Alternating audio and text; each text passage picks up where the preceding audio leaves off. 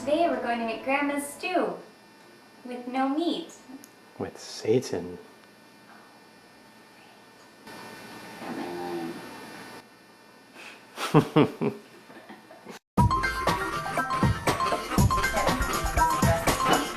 Together in one pot and stir it. So today we're making Grandma's stew with Satan. She wouldn't be very happy about that. And the first step is to chop up an onion, pretty big yellow onion. You could use a red onion,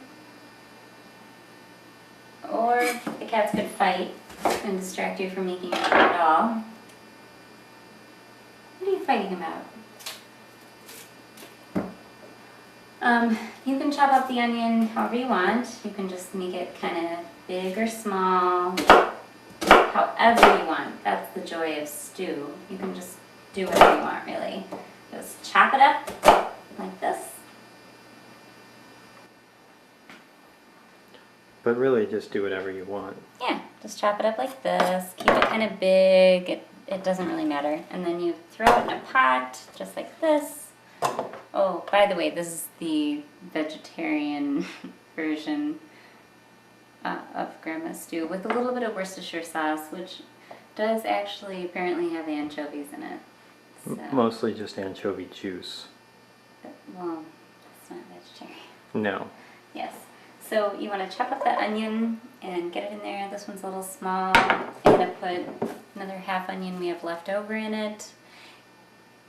And then throw about 2 or 3 tablespoons of oil, preferably olive oil, on it. And then heat it on medium till it's kind of clear. You're good to go. So at this point you want to throw a little bit of olive oil in it. You can just toss it in, a couple tablespoons. I think that might have been 3 or 4. And then you want to dice up 1 or 2 cloves of garlic and throw that in too. And then heat it on medium until it is clear or not. It all gets boiled in the end, so it's not a big deal.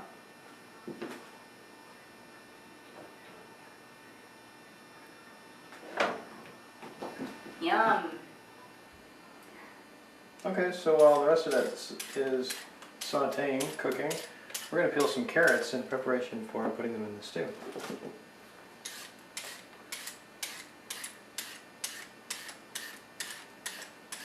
That's exciting. It's terribly exciting, and I'm sure our viewers at home like to know that our cats eat the carrot peels, so not much goes to waste around this house. Except onion skins. Except onion skins.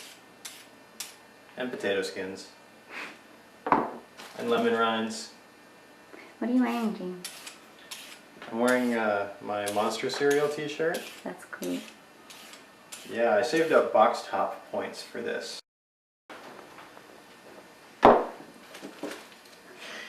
So, when we moved to California, I realized that none of the local grocery stores carried Monster cereals, with the exception of Safeway carrying Count Chocula. And so, for my birthday last year, Dawn sent me a box of Frankenberry, knowing how much I love Monster cereals, and it was enough for me to send in the box tops to get this shirt. And the day I got it, I was so excited. I wore it. I was very happy to have it. I think it's an awesome shirt. And I go into our local Safeway store, which is the equivalent of Dominic's for those of you east of the Mississippi. And it was right around Halloween, and they had just unpacked a giant shipload of Monster cereals. They had all 3 flavors: Count Chocula, Frankenberry, and Blueberry. And I was elated. And plus, on top of that, they were on sale, 2 for $3. So I gather up a big armful. I get 2 boxes of each, because you got to stock up. They don't have them around. And I'm up at the cash register, and I'm paying, and the woman at the register is looking at me a little bit funny. I don't catch on until I'm carrying my bags of Monster cereals out, beaming, and I happen to catch my reflection in the window. And I realize that I'm wearing the Monster shirt. So that's my Monster shirt story. Wow. That's sad. And our carrots are peeled. Ta-da! So with Grandma's stew, so not Grandma's stew because Grandma's stew has beef in it, and this is our variation without beef. We just Our variation, huh? my variation without beef. We just take about 2 pounds of carrots, or 4, 5, one pound of carrots, and after skinning them alive, we chop them up into bits, kind of big, chunky-ish bits, which you'll see later because we can't show you now without jumping over the table. You just kind of cut them. Don't penny them, nickel them, or dime them. Just cut them into big chunks of carrots because you're going to let them cook for hours on end and just let them get soft. So while you do that, have someone else who isn't a genetic link to stew peel the potatoes and just have them peel a bunch. Because peeling's just grunt work. That's right. So just have them peel a bunch. How many do you peel, James? Well, to match the amount of carrots that we're using, we're probably going to do about 2 pounds of potatoes. Sure, about 2 pounds. And with the carrots, if you get some that are really thick on the ends, maybe cut those thick ends, in half. Otherwise, just cut them up into slices, about 2-inch long slices of carrots. Yeah, that's about right? Sure. Sure. So you want to add the carrots to the onions, which you've been sauteing. They don't have to be perfectly clear or anything. Just get them a little cooked in the olive oil. Add the carrots to about 4 cups of water. Just roll them everywhere and pick them up when you're done. There. Yes, most of them are making their way in.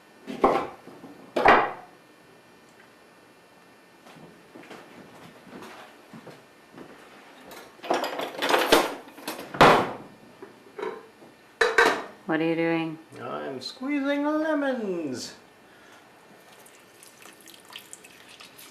How much? 1! Ah! And then, in rapid succession, we add to the almost boiling water with the onions, garlic, and carrots in it 1 teaspoon. And lemon. And lemon. 1 teaspoon Worcestershire sauce. Rapidly. More rapid. Make it about 1.5 teaspoons, maybe 2.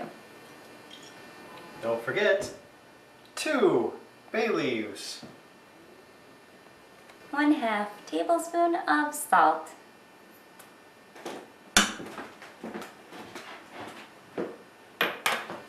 The recipe calls for 1/2 teaspoon of paprika, but Rin likes paprika, so we're going to do a big heaping mound.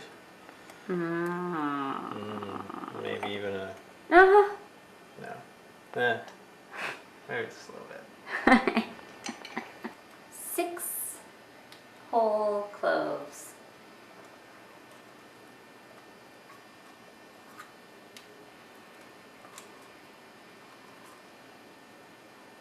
Or 7 or 8. Remember how many so that we can know if we get them all. 9.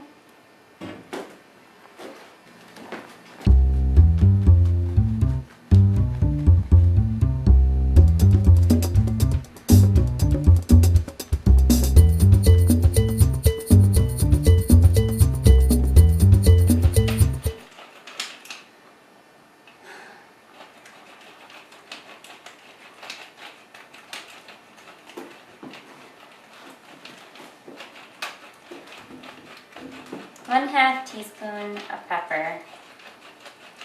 But if you're grinding it, how do you measure it anyway? I don't know. I just grind it until it seems like a lot of pepper. Are you crying? Welcome not. I should be. Well, what's wrong? Well, I just listened to the new Gorillaz album, Yeah. and I was excited before I listened to it, and it's pretty good. It's not bad. It's pretty good. But I didn't realize that neither Dan the Automator or Del the Funky Homo Sapien appear on this album. Well, don't cry that much. You totally ripped it off from a friend of yours. You didn't pay good money for it. No, and I wouldn't, knowing this. You're so funny. I thought you were crying because I was like, I don't know what to do on the stew. Make it. Cut up the potatoes. I don't know. No? You're upset about the Gorillaz album. Okay. I'm not upset at all. Why are you crying then? Come on, you can tell me. I cut up the potatoes. How'd you cut them? I cut them some in halves, some in quarters, and some in eighths, depending on the size. They're about an inch on a side, roughly. I'm adding the potatoes to the stew.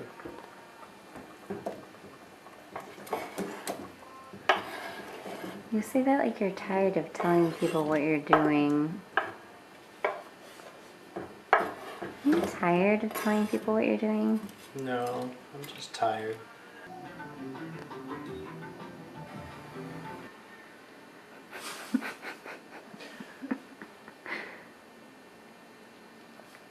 What?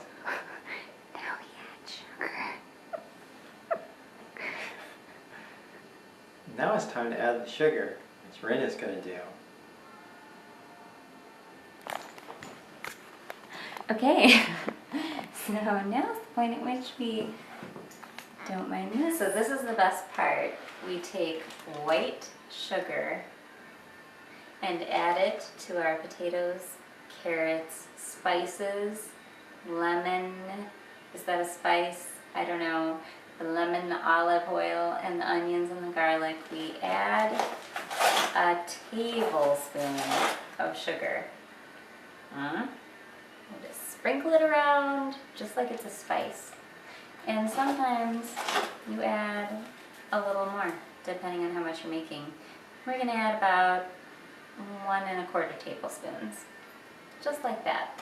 And then we stir it up, cover it, keep it on a simmer, and let it go until the potatoes and carrots are soft. That's how you make Grandma's stew. Alright, well, while the rest of the stew is stewing, we're going to get the SEITAN ready. Where are your horns?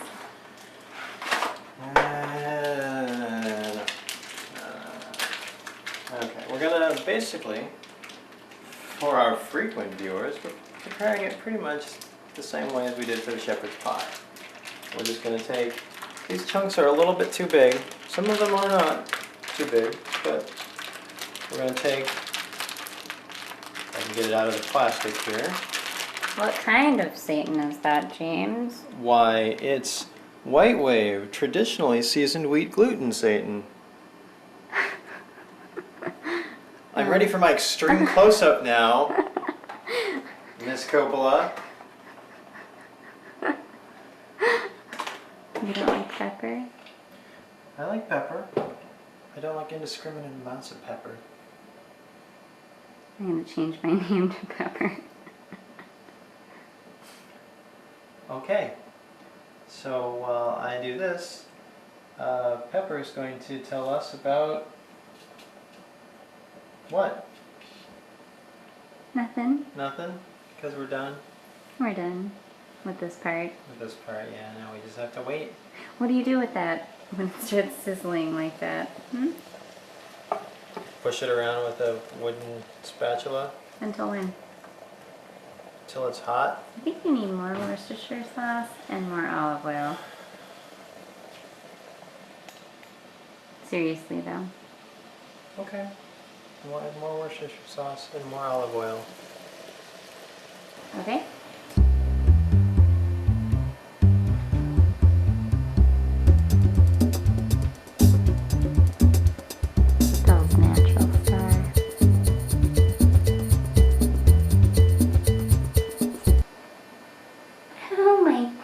they're kissing.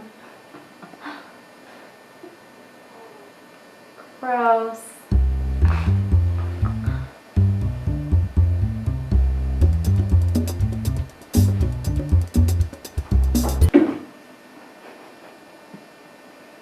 So we're ready for the end of the stew. When the carrots and potatoes are soft and you've already had your seitan cooked to your specifications, you can scoop all of the carrots and potatoes and onions out, or as much as you can get out of the main pot. You should have something that looks a little bit like this left over. And from that, you want to take a measuring cup that's about a half cup full of water, cold water. Scoop about how much you can get easily, say a third cup of stewed juice, we'll call it, out of the stew. Dump it into that half cup of cold water. And what you're doing here is just making a gravy out of this, as much as anything is gravy, without any meat in it. Add some cornstarch, which is the secret ingredient. I use about a heaping forkful of cornstarch, and I just dump it right in there. And then what you want to do is just mix it up. Just like this. Mix it with a fork right in that separate container. When it seems to be kind of smooth, pretty much smooth, you want to add it back to the original stewed juice, which you'll be heating on low. So what you'll get, oops, got a little chunk that wasn't mixed. We'll throw it in, I'm sure it'll get mixed up. What you'll get is something that looks a little bit like that. A little white, a little brown, a little bit mixed up. You'll heat it on about medium high. Stir it pretty frequently. And then you'll want to add a little bit of kitchen bouquet, which is a browning and seasoning sauce, just to give it a little bit of color and flavor. About, let's see, 2 or 3 drops. However much you prefer. Whatever your taste is. You don't have to add it at all if you don't want to. Just mix it up and heat it. And at some point it'll start thickening into a gravy-like substance. So dump it all together, heat it up until that gravy looks gravy-like, and then serve it up. It's one of those delicious home-cooked meals that makes you happy all the time.